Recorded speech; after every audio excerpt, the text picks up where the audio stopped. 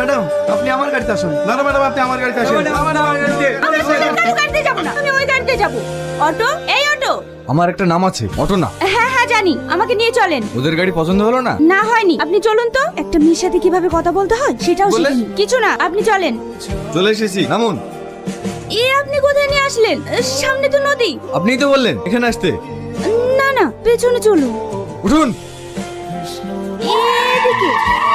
আপনি নামুন তো, আমি আর কোথাও যেতে পারবো না। তাহলে যাবে না তবে সঠিক ভাবে বলতে পারছে না। বের দিকে একবার ওদিকে। আপনি আমার ভাড়াটা দিন, আমি চলে যাবো। আমি আর আপনার গাড়িতে যাব না, এই নিন আপনার ভাড়া। এখানকার মানুষ যে এত খারাপ হয় আগে জানতাম না।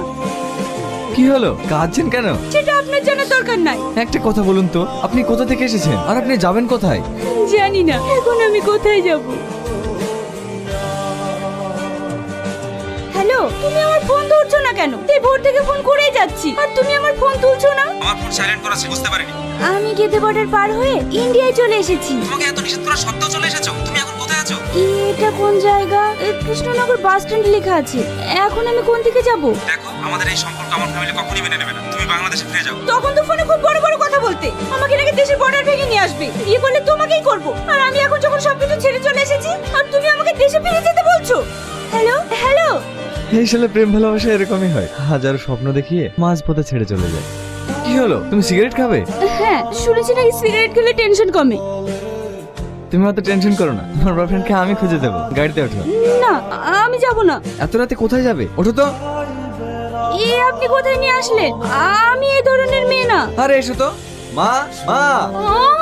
তুই বিয়ে করে ফেলেছিস শাবানা? তুমি এই দেখ ওর ভাই কি করেছে, দেখ আমাদেরকে না জানিয়ে বিয়ে করে নিয়ে চলে এসেছে। মা, আমি বিয়ে করিনি। আমাকে দেখে কি তোমার এমন মনে হয়?